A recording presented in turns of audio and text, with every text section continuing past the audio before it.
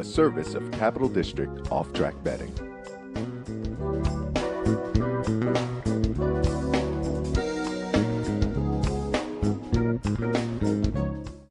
Live from the backstretch at historic Saratoga Racecourse, this is Racing Across America with Seth Merrow. Racing Across America is brought to you by CapitalOTBBet.com, the premier online wagering site in New York State. CapitalOTBBet.com. Sign up today. Pannell's Restaurant, a Saratoga tradition since 1922. 284 Jefferson Street, Saratoga, just minutes from the track. Thoroughfan, giving the fan a voice. Find them at thoroughfan.com. Woodbine Racetrack. Pick, bet, and cheer on world-class horse racing north of the border. And the new Capital OTB mobile app. Wager anytime, any place, anywhere. Download it free from the iTunes Store or Google Play.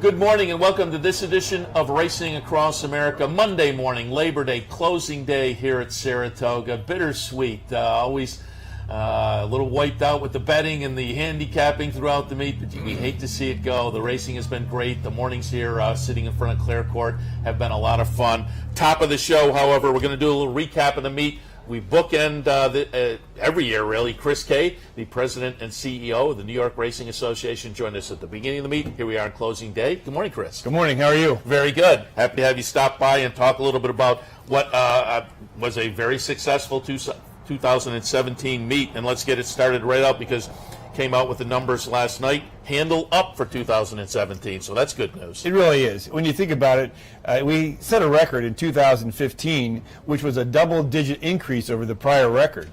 And then last year, we were on pace to break it, but for that wipeout on Four-Star Day, we missed it by less than $1 million. And now this year, we've already broken the record on Sunday. I think it was during the second race. So we'll be there for 2 out of the last 3 years. We've set new records for handle, which is pretty great. Yeah, and certainly part of it is you got to be a little bit lucky, and you guys had a lot of weather luck this year, you know, except for obviously yesterday, which was a little bit inclement, and a couple of days during the meet. But yesterday, the off the turf, I think I read that was the first off the turf since the 19th of August, so that played out well.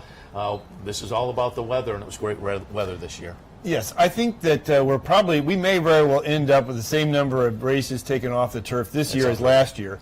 We're about 5 short of last year's number. And I do think we've been blessed by great weather. But we've also, I think, hats off have to go to Martin Panza and the entire team in the racing department. They brought some great horses here. We had some wonderful racing. And also to the rest of the men and women of our organization.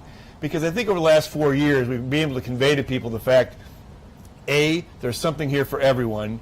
You're going to have a great time. And B, it's something you can count on. Yeah. You know when you come, we're going to give you a good time. Yeah, and I will also congratulate the racing office because that is one of the hallmarks of Saratoga every year and delivered again this year. Horses like Songbird, Lady Eli, West Coast, who is in the mix now for a 3-year-old championship, Abel Tasman at the lead of the 3-year-old filly division.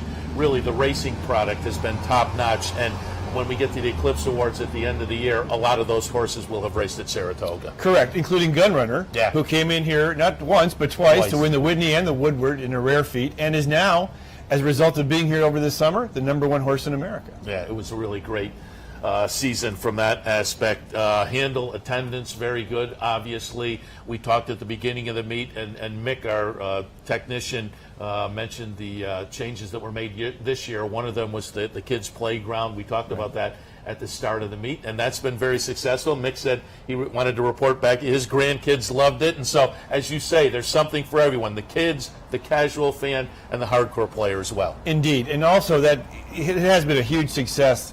I typically go there once every 2 days to see how many people are there, and the kids have a ball. They just run around the track and have a great time. They're in the canoe, they're in the starting gates, and the great thing for the parents and the grandparents is we put in these benches that have a flexible back. So it's not like you're sitting in a pew at church. You get a little bit of relief. So it all works for everybody. Yeah, and a great addition. Let's talk a little bit about additions. Everybody's curious about the future. Talk about expanding the days and there's been rumors bouncing around there. You want to address that and any changes that may be coming forward in the 2018 season? Well, I guess it's a compliment that Exactly. before the meet is over, people are already talking about the next meet.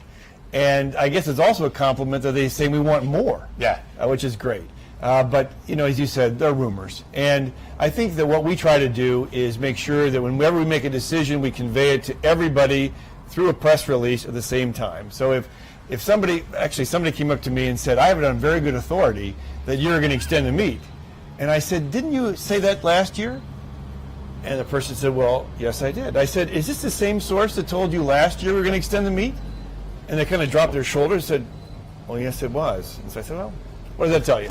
So, but I truly do take it as a compliment that people want to have more racing up here, and they can't wait for next season to start. Yeah, it's a year in and year out kind of thing. Also want to talk about the future of New York racing in general, because you brought it up the first time we had you in here. We had Michael Dove on the board. We had him in here yesterday, and something he talked about as well. You're still looking for night racing down at Belmont, and the game plan there is some legislation has to change, but you guys are working on that. That is correct. We would need to change the legislation because right now we're not permitted to run after sunset. And again, for all your viewers out here, we're talking only about Belmont, not about Saratoga. And the reason we think it's important is because every business needs to create new generations of fans. And people say, well, gosh, we don't have many young people at the track. Well, they're working on a Wednesday afternoon or a Thursday afternoon or a Friday afternoon. And so we want to give people a choice. Here's a way to enjoy your evening with us. And it's just the same thing the Yankees do, the Mets do, the Red Sox do. You have weekdays, you have your sporting event at night. We think that would be beneficial to everybody. Yeah, it's certainly at other venues. It's played out occasionally. Those night races attracts, as you say, a new crowd, a younger crowd, and that is clearly part of the game plan of what you're trying to do here at the New York Racing Association, bring some new people in, not just with night racing, but with a lot of the promotional efforts and whatnot. Exactly. And when people come here, they begin to enjoy the sport and they fall in love with the sport. But you got to get them here. Yeah. And the only way to do that, particularly for people who are young, is to have it at night. As you mentioned, for example, Churchill Downs would have 3 times the crowd. Now, we have a much larger population base in Manhattan and Queens and the whole New York City area to draw from. So we think it could be very successful. And we think it's important for the future of the sport. And remind people a little bit, because I think it's been successful over the past couple of years, the season pass and the perks, which play into not just the track, but you've now tied in businesses downtown and in the area, and that's been a successful promotion as well. It has. And what we try to do is help in so many ways to the businesses here in Saratoga and tourism in Saratoga. Yeah. And so with this season perk program, we started out as a season pass. Then we said, we'll give you a discount if you come on track and you go to Artist Alley or Shake Shack. Then we reached out to the community, and we had about 50 different organizations that said, we'd love to partner with you. And I'm not mistaken, those discounts are in effect until March 31st, which is a great deal. Yeah, so it goes beyond the season as well. Also want to talk about, when we talk about innovation and bringing new fans into the game, I've been a big fan of the MSG Fox show, and you guys have done a great job with that. You added some new people to the mix this summer, and it seems like that has continued to be a very big success. It has. We love Paul LaDuca, even if he is a New York Met. What can we do? But also, we keep track, and there's a way to measure the number of minutes that our shows are being watched. And we're in the hundreds of millions of minutes now. We're up 42% compared to last year's show, which is fantastic. We're in several more markets now. So there are 2 different ways to see it here in New York, on Fox Sports 2 or MSG. Out in California, same approach in Colorado, and in Ohio and Kentucky. And I'll toss in, because I had Randy Moss in here with me on the Friday before the Travers, great coverage by NBC during the meet as well. And that not only, same with the Fox MSG show. It's great for you guys, it's great for New York racing, but it evangelizes the sport in general, so it brings new fans into the sport. It does. It's been fantastic. And of course, NBC does a great job. We love Jerry Bailey as well. And so when you think, okay, well, how am I going to learn about horse racing? To have the people on our team that provide the expertise and the content, and then also NBC, it's a great way for people, as you said, to evangelize. And one of the nice things about the show is you have the time between races to do some great feature pieces, and those are well done. And I think those bring people. It's kind of like the old ABC Olympics, behind the scenes kind of things where they would introduce you to the players. It's the same idea there, and I think that helps bring people in. It does. And this year we did something new. We call them Postcards from Saratoga, where we'll do a little vignette on some of the tourist attractions and historical parts here in town. My thinking was, if you see it on our first week, maybe you'll come for the last week. But it really was designed more to get people to think about coming to Saratoga for next year, because most people make their vacation plans 6 to 8 weeks in advance. So that the program was long term. Show them this year, and then we'll show them again in the spring during Belmont Park Live, and hopefully we'll have more people coming to Saratoga. Yeah, I think the television programming has been, as I say, a great addition and helps to just promote the sport in general. All right, let's talk a little bit about after today, Belmont Championship meet. Yes, Saratoga ends, but there's a lot of great racing ahead down at Belmont. There is indeed, and we're looking forward. I mean, you said it right. It's bittersweet. On the one hand, we've enjoyed our time here at Saratoga, but also many of us actually, are renting up here, and so to get back connected with the families, I know many of our employees are looking forward to that. We have some great racing this fall, and frankly, when you think about the 3-year-old, it's a wide open field. And so we're looking forward to some great races at Belmont. Yeah, Jockey Club Gold Cup will be fun this year, and all the other nice stakes races down at Belmont. Opening day's Friday. Yes. So we're looking forward to that. And again, it's been a great Saratoga season up here. You got a great staff. We had Linda LaRocca in with us one morning, the Chief Experience Officer. Pat McKenna came back and sat with us. And we've had Andy and Gabby in here, as well as on the handicapping side. And I said it to you at the beginning of the meet. It has to be gratifying to you and your staff to come up here, as it is. You do a great job, obviously, down in New York, and you're in front of a big audience down there, but it's such a savvy and tied-in audience up here, and this really is one of the best racing venues, not just in the country, in the world. So when you do such a great job up here, it has to be extra special. It is. First off, Saratoga is very, very special, and we all know that. We all love it for that reason. And it is great to be able to take something that's really good and make it a little bit better. And so, for example, this year, we added all that Wi-Fi capability. We had, I think, 14,000 people using their phones at the very same time on Travers Day without a hitch. We had over 40,000 people using their phones at some point during the day on Travers Day without a hitch. And we've had the new Naira XP app. We have had over 16,000 people download the app. Those people are in 25 different countries. Really? 25 different countries. It's amazing. Yeah, so it's global. Yeah, it says what Saratoga is all about. And I'm just curious, last day of the meet, when does the planning for Saratoga 2018 start? I kid you not. We had a little champagne yesterday. We broke the handle record. And I said, okay, let's talk right now about what went right, what went wrong, what we're going to do differently. We already have begun the planning process. We started the planning process about 3 weeks ago. Glenn Kozak, who is great in charge of our facilities, and Peter Goulet and I walked around the entire building, and we got plans for things to be done over the next several months. So we never stop working. And can you tell us what some of the improvements might be, or the tweaks? Well, I'll tell you what. There are two of them that you probably have seen before, but we have this gorgeous wrought iron in this building. And it's been painted white and painted white and painted white, and you have buildup, and you see rust areas. We're going to sandblast all of that off, bring it back to its original glory. A second thing is you notice that we've added some copper. So we had the Easy Gore roof one year. We had the escalator, and we're going to try to put more copper on the building to provide more protection than the awnings. Sure. The awnings are fabric.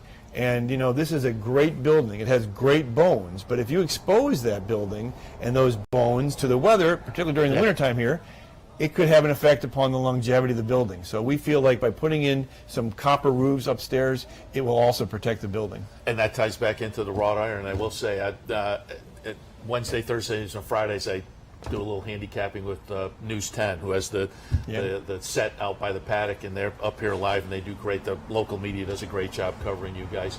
But they had a nice little piece by one of the reporters about a week and a half ago looking at a lot of that wrought iron work that otherwise you would just miss. Correct. And the horse heads and whatnot. And you guys did a great job this year with those steps out in the back that are now, they used to be white, but now they're painted colorfully. So I can appreciate that you're going to kind of step up that, which is really kind of artwork when you get right down to it. It really is. And there is one area that we actually had, you can see Secretariat and the silks. It's really beautiful. it's part of what we now have spent $30 million since I got here to enhance this place. And you can see it in every area, and we're going to keep going. And I want to touch on one more thing before you go, because this has been a nice addition as well. It was a week or so ago, the day before the Travers, you guys inducted Ramon Dominguez into the Walk of Fame and gave him his red jacket. And that whole red jacket area out in the back, the Walk of Fame, has been a nice addition over the past few years. Thank you. We are very proud of it. It's a place where fans of all ages can learn, appreciate, and respect the true legends in our game, and Ramon is certainly one of them. And that probably was my favorite moment of the year, the love that so many people have for Ramon and how it was so evident during that ceremony. And some of the past Red Jacket honorees were there as well, and it's a very worthwhile group of people, and you can find out more about them again in that Walk of Fame area out in the back. And that's what Saratoga is all about as well. It's the horse racing, but it's a history that makes it a great place. Correct. You guys have done a great job keeping up with that as well, but also a great job present day. It's been a fabulous 2017 season. We congratulate you and the entire team at the New York Racing Association, and good luck next year. Well, thanks very much, Seth. I appreciate it. Chris Kay, President and CEO here at NYRA. A great season wrapping up today here at Saratoga. We'll take a break. When we come back, Val Buck from the Act Naturally facility a little further up the road. We'll find out what they have coming up in the near future. Stay tuned. All of that right after this. Hey race fans, head down to the all-new Clubhouse Racebook. With live horse racing on more than 250 flat-screen TVs, state-of-the-art wagering terminals, and amazing Vegas-style atmosphere. The Clubhouse Racebook, 711 Central Avenue, Albany. No matter where in the world you are, the excitement of wagering on horse racing is just a click away. CapitalOTB.com offers live streaming, past performances, race replays, our virtual Toteboard, analysis and selections from professional handicappers, and a simple, safe, and secure wagering platform. And best of all, you get track prices. Going on now, it's Bet 50, Get 50. Simply open a Capital Bets account, bet $50, and get $50 cash back. CapitalOTB.com. Log on today. Nighttime Thoroughbred Racing is back at Capital OTB. Now through Labor Day, Capital OTB will be accepting wagers on nighttime Thoroughbred Racing from across the country, featuring evening racing from Delmar and Woodbine, and now it's even easier to be part of the action. Simply log on to CapitalOTBBet.com on all your digital devices, or use our newly designed mobile app. So even when the sun goes down, Thoroughbred Racing continues at CapitalOTBBet.com. Log on today. Not at the track and not near a computer? No problem. Wager with Capital OTB's Touch-Tone Wagering System, and you'll never get shut out again. Capital OTB's Touch-Tone Wagering System is quick, simple to use, and guarantees your wagers are accurate and placed on time. For more information, visit CapitalOTB.com or call Capital OTB's customer service hotline at 800-292-BETS. Capital OTB's Touch-Tone Wagering System. Never get shut out again. In a recent study of some of the top online wagering sites, Capital OTB won big in total player rewards, far surpassing some of the best-known wagering sites in America. While other rewards programs simply offer you points redeemable for gift cards, Capital OTB's rebates are paid to you in actual cash. Plus, Capital OTB gives you full and immediate access to your money. So if all you're getting now are points and gift cards, join Capital OTB Player Rewards today and get cash back. Visit CapitalOTBBet.com and sign up today. This is Racing Across America with Seth Merrow.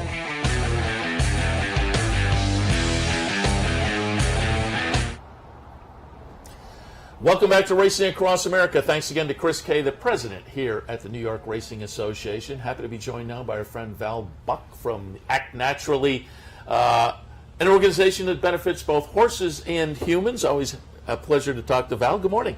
Good morning. It's nice to be here. Happy to have you here to talk a little bit about the organization, some upcoming events and whatnot. For folks who are unfamiliar, give us the mission. Our mission is rescuing the thoroughbreds when they're done racing and find a new purpose for them. We implement natural horsemanship in their turning around, finding what they want to do after they're done racing, and while they're with us, they participate in programs helping humans. And we have the website up there. If folks want to find out more information, they can donate and whatnot as well. So highly recommend that.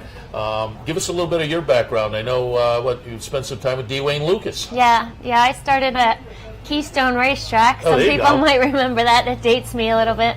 Garden State opened in '85, and I traveled to New Jersey and then on out to California, where I worked for Wayne Lucas on the farm there for a lot of years, and spent 28 years in the racing industry before I left. Actually, I haven't left. I'm just on it in a different area of racing now. But it was a great career. I traveled. I rode some real champions, Super Saver and Charismatic. And nice. I rode some nice Rags to Riches. I rode a lot of nice horses. And now I'm finding value in the horses that are leaving the track. And we work with veterans, specifically female veterans that are struggling with post-traumatic stress. The horses love participating in our programs, and thoroughbreds are so sensitive, and they really enjoy their participation. We have a teen leadership program. We work with kids. A lot of the kids that come are kids that are not going to school because they're bullied in school, and we're help teaching them about mutual respect, self-esteem, confidence, that kind of stuff. And it's the feedback that we're getting from the parents of the kids that participate is it's tremendous. And there does seem to be a unique human to horse connection. There really is. Yeah, I studied natural horsemanship with Pat Pirelli, both in Ocala, Florida, and we spent quite a bit of time in Colorado at their ranch out there with my off-track thoroughbred Bettor, who was a horse I galloped at the Todd Pletcher barn. He's by Hennessy. He's a really cool horse, but it changed my life, and it changed not only my interaction with the horses, but it changed all my relationships in so many wonderful ways. And I feel it's such a great gift to be able to give that back to other people that can benefit. Do thoroughbreds have a unique personality that plays into this? They really do. You know, I grew up around horses, and the thoroughbreds are just very sensitive to us. They're, you see them on the track, they can get very emotional and acting out and stuff. It's just because they're so sensitive. And when you put them in this atmosphere and do this work with them, they're just tremendous at helping people realize how their energy affects their environment. I tell the kids, when you walk into a room, does everybody wish you left, or do they want to spend more time with you when you do leave? And the horses give us that feedback. Talk a little bit about the programs you have upcoming and how folks can find out more. As I say, we have the website up there, but if folks are thinking, I'd like to participate or just learn more, talk a little bit about the programs. So we have our Hearts in Harmony program coming up this fall. We are working out of a farm in Delancey, New York, which is down southwest of Albany. We have 6 veterans programs lined up through September and October for female veterans. Half of them are already booked. We do need funding for these programs. We're reaching out to the American Legion, the VFW. We have an orientation with the Gold Star Mothers to come and introduce our program to them, to see what we can do to help them. But yeah, the funding's always the hard part, and we have been in a year of transition. We have a woman, an angel, who is buying us a farm in Shushan, New York, which is right on the Vermont border. We should be in there by the end of September. So this is why we're borrowing the property in Delancey right now. But it's easier for the veterans to get to the facility in Albany.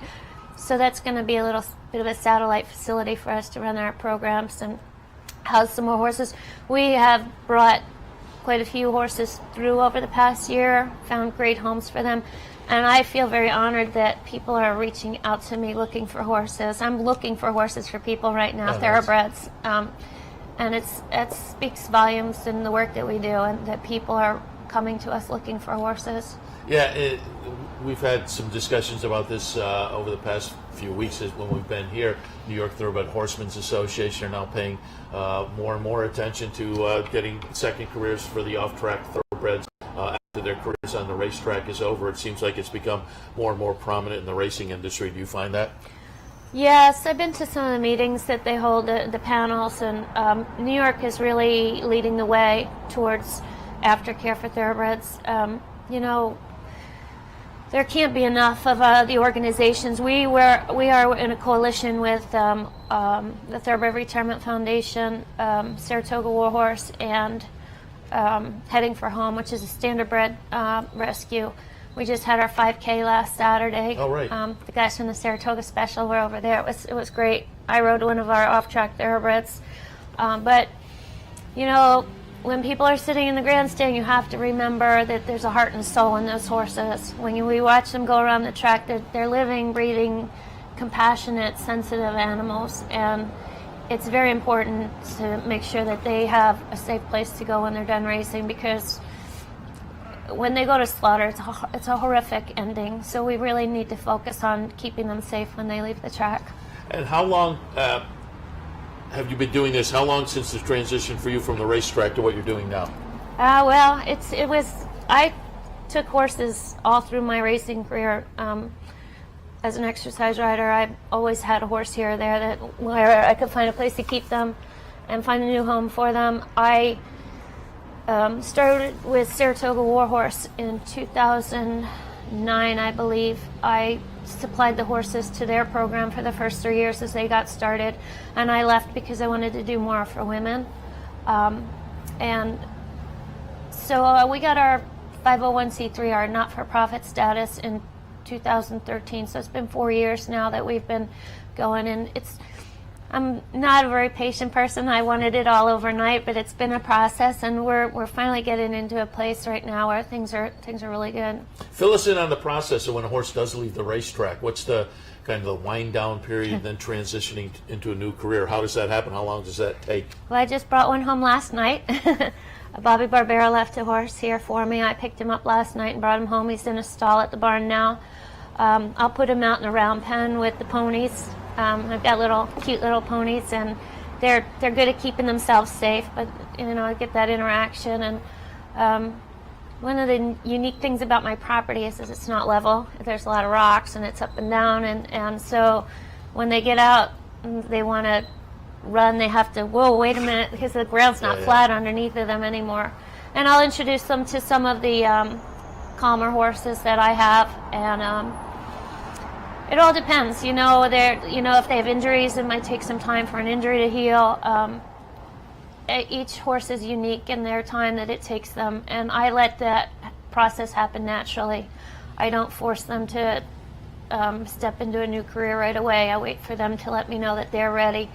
And it usually happens within a month, 6 weeks, where they're starting to come around and start to be more engaging and looking for something new to do. The programs you do, are they hands-on in a way of taking care of the horse or riding the horse? How does that work? There's no riding. It's all groundwork, and it's a lesson in how we communicate with each other. You know, it's how we present ourselves, how we use our energy. We do some simulations. We create a space so that the women that come feel safe and vulnerable and open to learning and healing and growing. And like I said earlier, the horses love their participation in it, and we just learn to move the horses with our energy. And at the end of the day, we do a connection process where the horses and the humans become a herd of two. And it's all about prey-predator relationship and how the human can be less of a predator and help the horse be less of a prey animal. Work together. We talk about how horses in the wild have to get along with each other to survive, and how those skills can take us into our own lives and our own relationships to enhance our relationships with other people. Can you, as an observer, can you see the change in the people as they work with the horse and get the trust of the horse and move forward in the program? Yeah, when the people show up, and the kids, the teenage kids, the women, everybody's a little anxious, you know, and by the end of the day, they're smiling, they're laughing. The kids do a 5-week program. A lot of these kids are bullied at school, and they don't have any self-esteem, and the feedback I get from their parents is just amazing, how the horses have helped them with their confidence, with their relationships. But yeah, it's definitely a game changer. And you know, the veterans, we ask them to write a little something if they're so inclined about their day, and the feedback we get is tremendous. There's some of it on our website if you want to go to our website and read about some of the experiences that the people have had. And I've had great support from the racing community, you know, the people, the relationships that I've had. Kieran McLaughlin is a great support. The Rick Violet and their team, Rick Schosberg, NISA, they've really helped us. Second chances, you know, it's great to know that I have the support. And there's a lot of people, I can't name everybody because there's so many people that have really stood behind me, owners, trainers, that help us to do the work that we do. Yeah, and again, you can go to the website. We put it up there just a moment ago and find out more about it, donate and whatnot. Still rooting for D. Wayne because he had the winner on his birthday the other day. He's got one in the hopeful today. Well, that's great, yeah. I stop in and see him every summer when he's here quite a few times, and it's just like family, you know. And again, used to do some work with D. Wayne. And who were some of the other trainers you worked with? I worked for Bill Mott. I worked for Todd Pletcher, my last, I think, 8 years that I was on the track. I worked for Richard Mandela in California. I rode some great horses throughout my day, some champions, worked with some great horsemen, and I learned a lot. You know, working for the assistants with Wayne, and you know, they taught me so much, and those skills are passed on to what we're doing now. Were you there in the days when passing through the Wayne Lucas barn were guys like Pletcher and McLaughlin and Todd and Dallas I started working for really? Wayne the same year. Yeah, I worked for Mark Hennig, I worked with Dallas, I worked with Mike Maker, I worked with Seth Benzel, and I finished my career with Todd. The last 7 years I worked for Todd Pletcher. So I'm assuming in those days you came up here. When you were doing that riding, you did. Yeah, I spent my whole summers here. The last quite a few years. I came straight from Kentucky here in April, and then May, and then stayed through November when we'd go back down to Florida. I left Belmont. I didn't like being in Long Island anymore. When I found out that I could spend the whole summer here, I didn't go back to Belmont anymore. A lot of people feel that way, yeah. I think. And then you wound up here permanently. Yeah, I grew up doing a lot of backcountry camping. My parents were hippies, and they took us out to the Tetons and Yellowstone and Yosemite, and we did backcountry camping. And when I came here the first time, the mountains they took me in. I live over near the Green Mountains. I can see all the Green Mountains of Vermont from out the back of my house. It's beautiful. I love living here. The winters are rough, but it's a really nice place to live. And nice place for folks to find out a little more about the relationship with horses as well. Act Naturally. You can visit the website to find out more about it, perhaps make a donation if you're so inclined. Or what about volunteers? Do you need volunteers? Yeah, we have a volunteer application on the website. You have to dig through the website a little bit to find it, or they can contact me directly through email, through phone, whatever. Everything's on the website. But yeah, volunteers are great, and we also welcome people out to the farm. I have Harlem Rocker, who was a horse I galloped for Todd Pletcher. I wrote to Mr. Stronach after they retired him from stud, and I told him about my relationship with him and how much I loved him and what we're doing, and Mr. Stronach gave him to me. Nice. And so we had a few people he was a syndicated horse to the Stronach Racing Division, and some of the people that own a piece of them have found out where he is, and they were out to visit him this summer, which was really cool. Yeah. And so, yeah, we welcome people to come out and visit the farm, see the horses. When we were at the 5K last week, it was really cool to see how the crowd interacted and and like at Old Friends, just being able to be up close and personal with the former race horses. People really like that. So our doors are open by appointment. People can come by and see the horses at the farm. Very good. Again, you can visit the website for more information. Val Buck, Act Naturally. We appreciate your work and the organization, and we'll again tell people to visit the website for more information. Thanks for the visit. It's great to be here, and you keep up the good work yourself. Appreciate it. All right. All right. We'll take a break. When we come back, just going to do a little recap of the season as we wind things up. We are here on the last day of this Saratoga meet, so I thought we'd cover some of the highlights and what's coming up the remainder of today on the human side with the trainer, jockey, and owner battles and whatnot. All of that right after this. Stay with us. This is Racing Across America with Seth Merrow.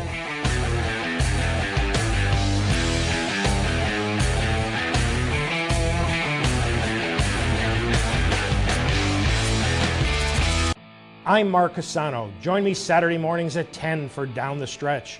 We'll inform, analyze, and welcome in the biggest names in racing. So join me Saturday mornings at 10 for Down the Stretch, right here on the OTB television network. What if there was a way to become a better horse player, to have a better knowledge of the game, to be more successful? What if there were a way to take what you've learned, what you know, and make better decisions, better choices, to know how to connect the dots? In horse racing, knowledge is a powerful tool, but not the only tool. Race results and replays, past performances and live streaming, wagering from all your digital devices. These too are important tools, and you'll find them all right here at Capital OTB. Capital OTB. Become a better horse player. With more than 60 Easy Bet and branch locations throughout the region, you're just a short drive from all the top tracks across the country and around the world. For a complete list of all Easy Bet and branch locations, visit CapitalOTB.com. Capital OTB. We're closer than you think.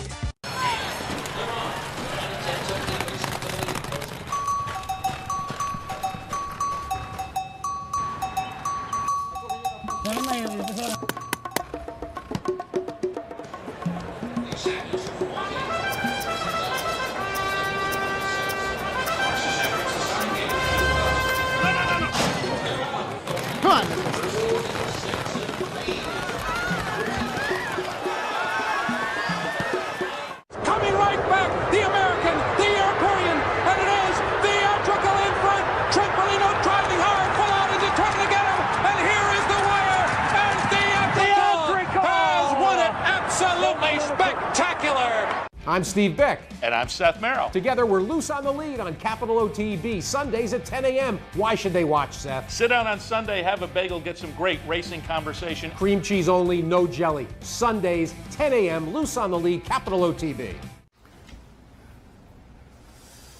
Welcome back to Racing Across America. Closing day here at Saratoga, live in front of Clare Court, brought to you by CapitalOTBBet.com. And it's been a great summer here in front of Clare Court. We'll wrap it up after the next break. But I did want to take a little time just to recap and also do a reset on what's coming up today, because that trainers battle, it's going to be fun this afternoon. Trainers battle, owners battle, jockey battle. Jockey battle, you have to think, is done unless something really kooky happens this afternoon. But there you see Todd Pletcher and Chad Brown. They will duke it out this afternoon, as it is only a one-win lead for Mr. Pletcher. Chad was ahead by one yesterday, so things changed up.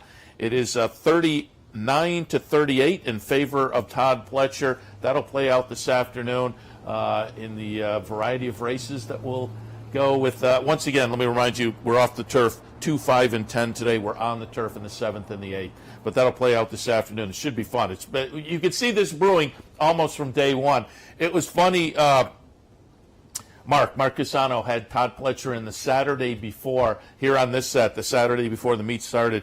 And Todd said, I think I'm the underdog this year. I don't know whether I have enough bullets, yada, yada. Well, here we are on closing day where Todd's ahead by one. And it'll play out over the course of the afternoon. But you could see it really brewing 3 weeks ago, probably. It was neck and neck then, and you knew unless somebody had a real spurt at some point, it was going to continue that way, and it has. You couldn't get closer than this with the one-win lead for Todd Pletcher.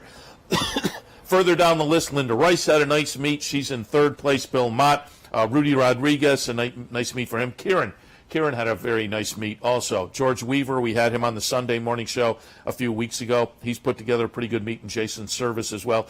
Steve Asmussen, we had him on yesterday. He was a lot of fun. If you didn't see Loose on the Lead yesterday, the YouTube channel, if it's not up already, it will be shortly. But the Steve Asmussen interview was a lot of fun.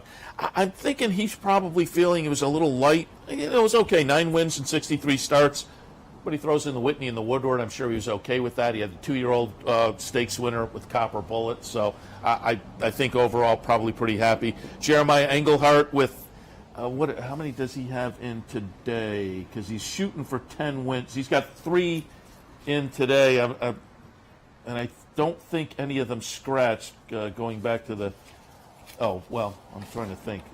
Not scratch so much as main track only, because the scratches hadn't come out yet. But I think he should be okay with potentially 3 in here. But he was on with Andy last Thursday night and said he wanted to get to double digits, and he's sitting at 9 right now. So Jeremiah Engelhardt, he'll be interesting to watch during the course of this afternoon as well. Can he get to 10 wins? during the 2017 meet. Charlie Baker had a nice meet. Michelle Nevin, a nice meet as well. Jockey side, as I say, you would have to think Jose Ortiz probably has an insurmountable lead. 57 over 52 for his brother.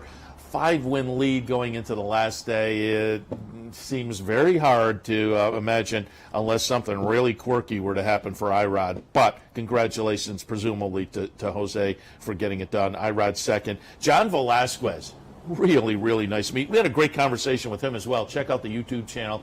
I want to say about 2 weeks ago, Johnny was in with us, and that was a fun. I went long with him just because the interview was going so well. He was a lot of fun, easy to root for, and gets it done. He's sitting at 45 wins over the last week and a half or so, and I don't know whether I'm going to find it now, but there was a quote from yesterday's notes that was actually kind of funny. I think I do have it here, because he won the stakes race yesterday, the Prioress on Vertical Oak, and in the press notes that were handed out, John Velasquez says, won 7 races over the past 2 days, Saturday and Sunday. 4 on Saturday, 3 on Sunday. He says, that's awesome, right, for an old man. Coming here and getting to ride some nice horses and they're performing, it's always nice, but I like that for an old man. No, he was riding very, very well at the meet. John Velasquez sitting at number 3. Manny Franco at number 4. Manny Franco, I have said for the past couple of weeks, and it's been validated over the past couple of days, he was riding really well up here, and he leapfrogs Javier Castellano for the 4th spot. Castellano was sitting 4, I think, yesterday or the day before, no later than that. But you see Velasquez, Castellano, and Manny Franco there. Really nice meet by Manny Franco. The top 10 rounded out by Luis Saez, Joel Rosario, Jose Lescano, Kendrick Carmouche. Had an interview with Kendrick earlier in the meet, and a lot of people commented on that. He was fun. That's going back maybe 3 or 4 weeks for Kendrick Carmouche, but had a fun interview with him that you can pull up on YouTube as well. Again, if you missed the morning programming, there was a lot of interviews that weren't necessarily time sensitive, some of these personality interviews, and I like to, when I have them here, I like to get some of the personality in the background and whatnot. So it may be worth, if you didn't get to see all the programming, go to check out the Capital OTB YouTube channel, and at your leisure, now that we have some time off from New York racing, maybe pull up some of those interviews and enjoy them. Florent Giraud, 7 wins, but you throw in the Whitney and the Woodward, that's a pretty good 7 for him. Eric Cancel, I thought at the beginning of the meet he would have a pretty good meet. He did. It wasn't blockbuster necessarily, but I think he was okay with his 8 wins at the meet, and some of those were decent prices also. Mike Smith, 5 starters at the meet, 3 wins. But you toss in Dre Fong and West Coast. It was a pretty nice meet for Mike Smith as he pulls down also purse money of $1.3 million on his 5 trips to Saratoga. So a pretty nice meet for Mike Smith. And on the owner's side of things, we had Mike Dubb in yesterday. I talked to him a little bit earlier on Racing Across America. He currently 2 winners on top in the owner's battle over Klarovich. Rapoli sitting 3rd with 9. It's 15-13 to 9, the numbers.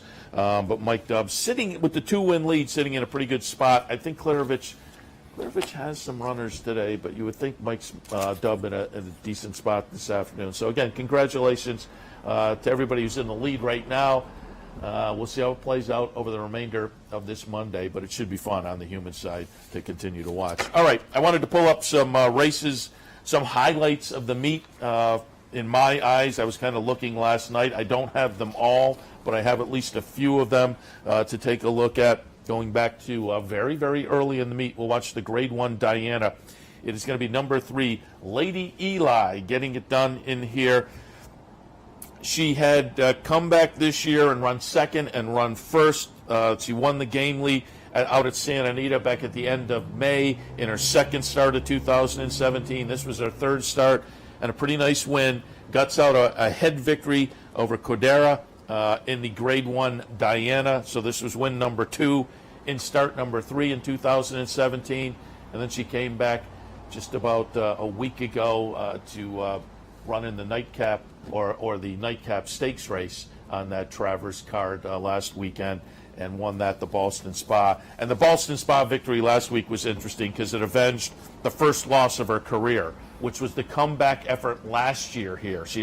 had that bout with laminitis, which most horses don't come back from at all, and she comes back at the highest level of the game. But her comeback race last year was the Boston Spa, and she loses by a smidge to Strike Charmer. So she kind of avenged that loss this past weekend with a win in the Boston Spa. Be very fun and interesting to watch as Lady Eli goes forward for the remainder of this season. 3-year-old boys division is up in the air. 3-year-old girls division, not so much. And part of what helps the 3-year-old filly division be defined, excuse me, is the win in the Coaching Club American Oaks by Abel Tasman. Pulled that one up. Abel Tasman, the number 2 horse in here. Running second, number 1, Elate. We'll watch in a minute. Elate goes on to win the Alabama. But the Coaching Club American Oaks is a follow-up to a win in the Kentucky Oaks and a win in the Grade 1 Acorn. So with the 3 Grade 1s under her belt, she is clearly, as I say, the leader of the 3-year-old filly division. 3-year-old males are a little more dicey, but Abel Tasman clearly leading right now. She skipped the Alabama, but she is the leader in the clubhouse, as it were, at this point. Gets the head victory over Elate. That one comes on to win the Alabama a little bit later on. So the win over Elate and her subsequent victory just further kind of flatters Abel Tasman. So again, with the 3-year-old males being a little bit up in the air, we did see potentially an eclipse winner on the 3-year-old filly side win early at the meet in Saratoga with Abel Tasman. We'll see. You would think these two will meet and maybe things could be a little more defined coming later in the year. But at this point, it seems clear Abel Tasman has the edge over Elate with the 3 Grade 1s under her belt at this point. Also wanted to take a look at the test. This one was interesting to me because it had kind of, a West Coast feel that was then validated on Travers Day with West Coast, the horse, and Dre Fong. But the test brought in American Gal from the West Coast and Fabian from the West Coast. I said, as I handicapped earlier that day, West Coast sprinters, Southern California sprinters, just over the past few years seem to have had an edge. And American Gal gets it done for Simon Callahan. Comes in off an invasion on the East Coast earlier, winning the victory ride. But boy, this was impressive. American Gal wins by 4 lengths as the second choice, but the slight second choice.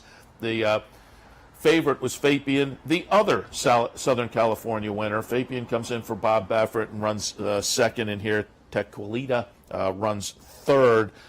But again, and Vertical Oak, I should mention, ran 5th in that test. Came back to win the stake yesterday, the Prioress, which again flatters the results coming out of the test. But in the subdivision of 3-year-old filly sprinters, certainly American Gal, that was a nice performance in winning the victory ride earlier. That was only the second start of the year for American Gal. So again, impressive, but continues to kind of give you something to tuck in your back pocket on the handicapping side of things. It's really been at least a couple, 3 years, maybe longer, that these Southern California sprinters coming east, not just the Saratoga, but the Belmont or Aqueduct, they just seem to have an edge for whatever reason. And it may not just be the sprinters. Dre Fong certainly added to that. But you toss in Arrogate and West Coast, 3-year-olds going longer as well, perhaps. All right, also wanted to take a look at the Alabama. I mentioned it earlier. Just further flatters, perhaps, Abel Tasman. It is Elate winning here, who ran second to Abel Tasman in the Coaching Club American Oaks. Elate started the career with a lot of promise. The maiden breaker last November at Aqueduct was very, very good, and then just did not live up to that necessarily. But in June, they shipped down to Delaware to get in a little confidence builder in a little $50,000 stake. She gets the confidence. She comes up. She just misses against Abel Tasman in the Coaching Club American Oaks, and then puts in this performance in the Alabama. I mean, this is nice. A chart margin of 5.5. She went off at 4-1, pays 10.60. It Tiswell second, Salty third. I like Salty. I thought the performance by Salty for the third place finish was pretty good. I think they're going to shorten her up a little bit. Unchained Melody winds up being pulled up and vanned off. She was clearly the disappointment in the race. Although Holy Helena coming out of the win at the Queen's Plate, we were up there that weekend. She dusted the boys in the Queen's Plate, but it was on a synthetic surface. She winds up next to last. So, and as the slight favorite, that was the storyline also in the Alabama. The favorite 4-1 The second choice, a late 4-1. The second choice was actually New Money Honey at 4-1. Third choice was a late at 4-1. So there's 3 horses at 4-1, one at 9-2. The betting public could not make up their minds in there, but a late steps out and wins and kind of validates that talent shown earlier and proceeds to flatter Abel Tasman as well. 3-year-old boys, I said, the Travers just continued to throw this picture into disarray. I wanted to watch this just because it is always the highlight of the meet. We've watched it a couple times this week already, but West Coast, Mike Smith on board. Bob Baffert trains West Coast, the number 3 horse. Wins this pretty easily on the front end, takes him all the way around, gets a little bit of a challenge here from Gunnevera and IRAP, but then just kind of bounces away from them for that charge margin of over 3 lengths. Gunnevera was my horse in the Derby. I kind of fell off. I used him a little bit on this past Saturday, the Travers Saturday underneath. Exacta-wise, you wound up with a nice $357 exacta with 24-1 Gunnevera getting up there. The nice workout leading into this down at Calder benefited. IRAP I liked as well. He runs third in here. Good Samaritan disappoints as the 7-2 favorite, running 5th. And not a major disappointment, but fifth, certainly if you bet him, he was a disappointment. Taprit wound up 4th at 6-1. I said going into the race, it played out that way. I thought odds-wise it would play out a lot like the Alabama had played out, with the betting public just not really sure where to go, and that's exactly what happened, with the favorite being 7-2, West Coast being 6-1, IRAP being 5-1, Gervin 7-1, the Derby winner Always Dreaming 6-1. So again, the favorite at 7-2. The betting public just wasn't clear on this race either. But as opposed to the Alabama, which didn't have Abel Tasman, she would have been a big favorite, but didn't have her. But with the win by a late, validating Abel Tasman, nothing validated here on the 3-year-old male side. That is still totally up in the air. We'll see. There's still the Pennsylvania Derby sitting out there. Well, they will get to face 3-year-olds. Then they have to step up against older. If one of these horses can maybe do something against older horses, then they would start to become a little more interesting in the division. But I have a hard time seeing that, other than maybe West Coast. He's kind of, with that performance in the Travers, maybe moved forward a little bit. We'll see. The 3-year-old division is going to be very, very interesting to watch going forward, to see if somebody can make a statement in there.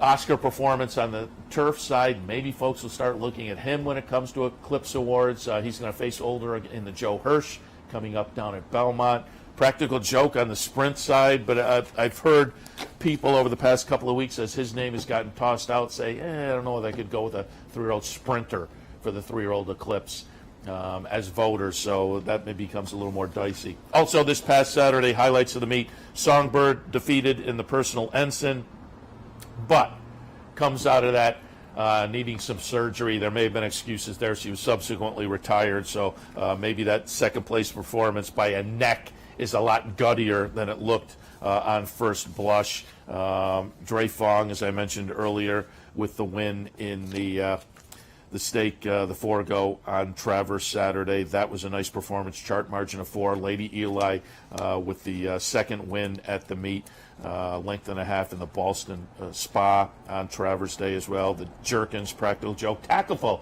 ran very nice there in defeat. By the Moon for Michelle Nevin in the Ballerina. Sadler's Joy also on the card. It was a nice stakes day on Travers Day here, kind of highlighting. But a nice Saturday we had this week as well, with Gunrunner doubling up at the meet and Voodoo Song quadrupling up.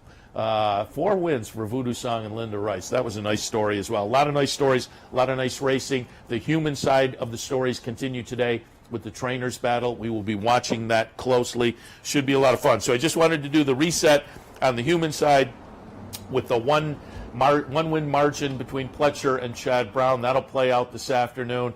And I also wanted to hit on some of the highlights of the meet. But we have one more break to take. I will take that, and then we're going to wrap it up and put a bow on things up here at Saratoga 2017. Stay tuned.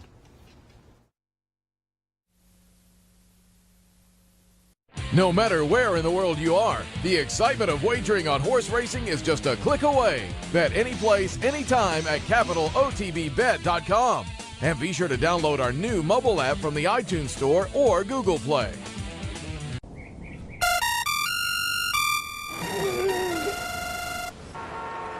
Come on. I want sales reports on my desk by Monday. Oops. My bad. Love racing? RTN brings you every live simulcast on your home television, plus live video streaming and race replays on your PC and mobile devices. To order, visit rtn.tv. RTN, a breed apart. Hey, race fans, head down to the all-new Clubhouse Racebook and get in the game.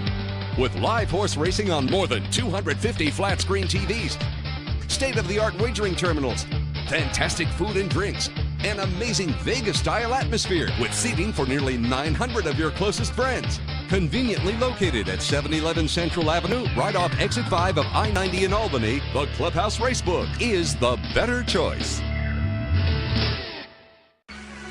Nighttime Thoroughbred Racing is back at Capital OTB. Now through Labor Day, Capital OTB will be accepting wagers on nighttime Thoroughbred Racing from across the country, featuring evening racing from Delmar and Woodbine, and now it's even easier to be part of the action.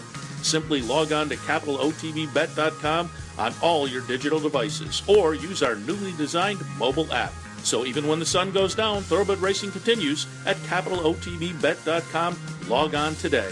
In a recent study of some of the top online wagering sites, Capital OTB won big in total player rewards, far surpassing some of the best-known wagering sites in America. While other rewards programs simply offer you points redeemable for gift cards, Capital OTB's rebates are paid to you in actual cash. Plus, Capital OTB gives you full and immediate access to your money. So if all you're getting now are points and gift cards, join Capital OTB Player Rewards today and get cash back. Visit CapitalOTBBet.com and sign up today. This is Racing Across America with Seth Merrow.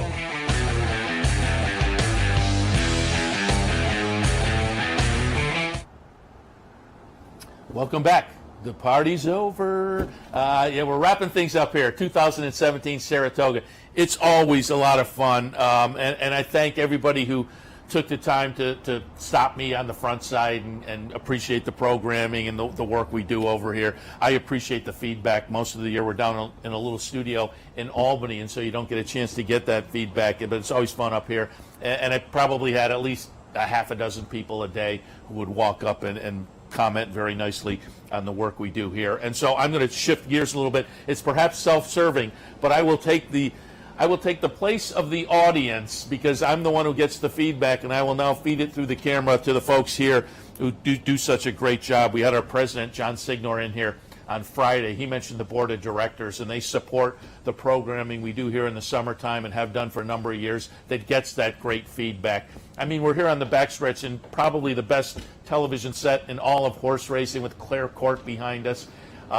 Every big name in horse racing is a golf cart ride away, and hopefully over the course of the last few weeks we have brought you many of them, and you have enjoyed that. Certainly, Todd Pletcher and Chad Brown and Steve Asmussen was with us yesterday. Johnny Velasquez and Javier Castellano jumped on board. I could go on and on and on, but as they say, we've had the biggest names in the game sitting here at this desk between the morning programmings, my show and Mark's show, and the Sunday morning show with Steve Bick as well. So again, hopefully you've appreciated that. You have conveyed that appreciation. So again, I pour it back through the camera. Thank the board of directors for their support, and our president, John Signor, Vice President Bob Dance as well. I also have to tip my cap because I'm out here every morning in front of the camera, but as a guy who owned my own television production company for many years, I know the work that goes into this.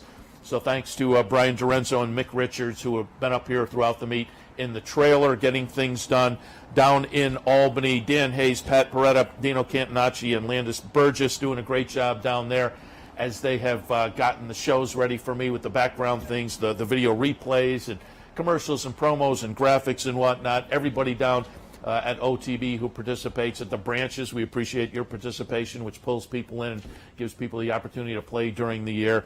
Again, great job by all the folks behind the camera. They make it easy here on the front side of the camera.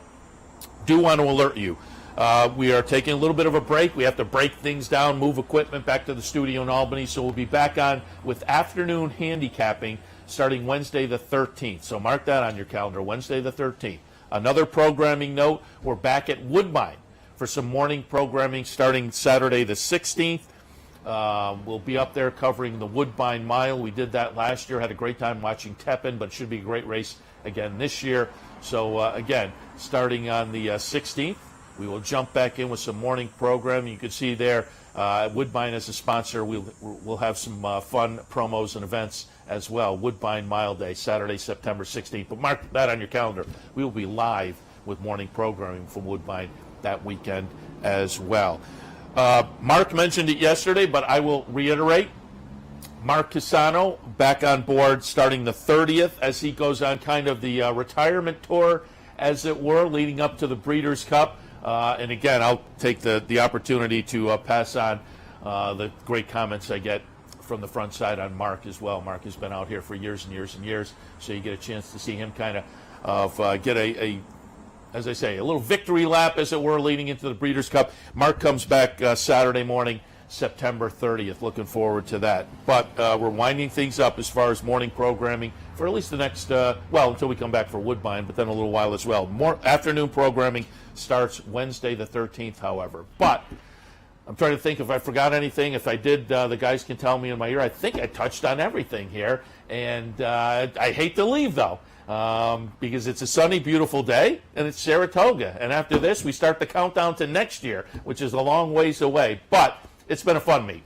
Handicapping show. I want to thank Mike Callahan, Sully Crotty, and Anthony Mormino, who sat in either with me, Brian Netto sat in with me, or amongst themselves over the course of the meet. Great job there, and hopefully we gave you some good information. And again, Mark Casano and Steve Bick doing some of the morning programming as well. I will wrap things up. I think we've covered everything. Oh, I want to especially thank you, the viewer. As I say, I got a lot of great feedback, which I appreciated, and tells me you all appreciate this. And I really do, on behalf of everybody, appreciate the kind words that you folks had out there. And we send it right back. We appreciate your viewing. Don't forget, download the Capital OTB app. You can watch all the programming, morning programming, and certainly bet from the comfort of your home or anywhere with the app. Download that, and also become a Capital OTB Bets member if you aren't already. Bet 50, get 50 continues through the month of September. And as I say, if you're not already a Capital OTB Bets member, do that. And you can also enjoy betting wherever through your mobile device or beyond. All right. All the housekeeping is done. As I said, I'm dragging this out. We hate to leave Saratoga, but I'll wrap it up. Saratoga 2017 in the books. It's been a great meet, a great 40 days here live from Saratoga on the backstretch in front of Clare Court. Thank you for watching. Enjoy the races this afternoon. Let's all make some money here on this last day. We'll see you back in here, as they say. Afternoon programming starts September 13th on a Wednesday. We'll see you then.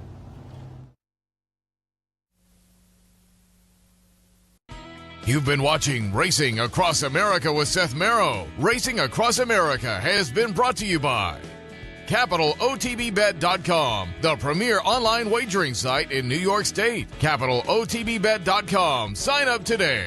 Pinnell's Restaurant, a Saratoga tradition since 1922. 284 Jefferson Street, Saratoga, just minutes from the track. Thoroughfan, giving the fan a voice. Find them at thoroughfan.com. Woodbine Racetrack. Pick, bet, and cheer on world-class horse racing north of the border. And the new Capital OTB mobile app. Wager anytime, any place, anywhere. Download it free from the iTunes Store or Google Play.